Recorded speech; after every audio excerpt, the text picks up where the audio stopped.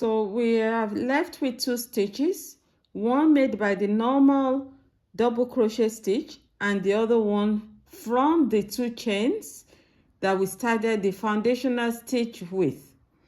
So I'm going to yarn over, go into the stitch, yarn over to bring in the loop as usual, yarn over, release the first 2 loops, yarn over, release the last 2 loops. Now I go to the last stitch, which was the chains, the 2 chains we started the first row with, and I yarn over. I'm going to pick that chain, the top chain of the 2 chains. I'm going into that chain. Yeah.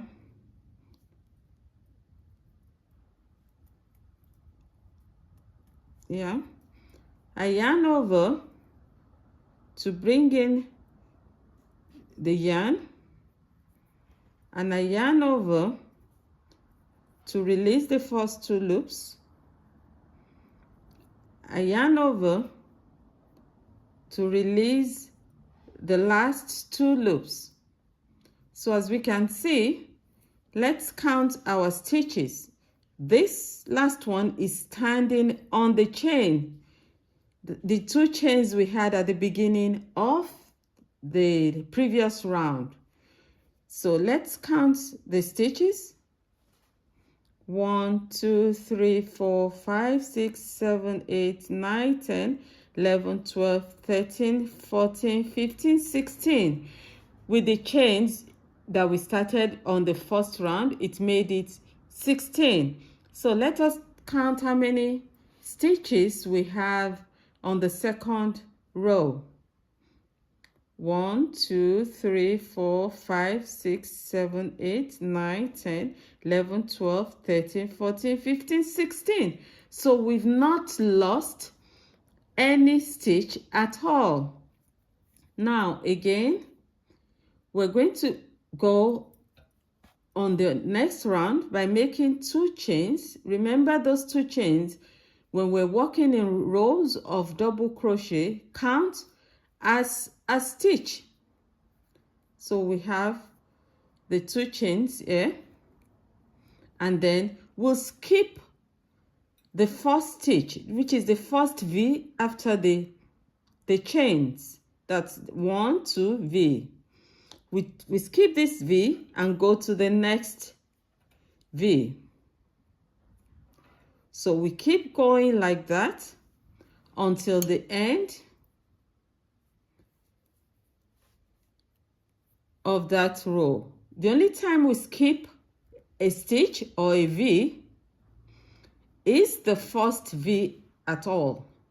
The first V, that's the one we skip because we already made a chain here, 2 chains that stand as a stitch for us. So we skip the first V and go to the second V. So this is counts as a stitch. When we come back to this row, we're going to pick on the chain of this, the last chain here. So we continue like that until the end of this row, and we'll be having at the end of this row we'll be having another 16 stitches. I could easily count for us even before we get to the end of that row.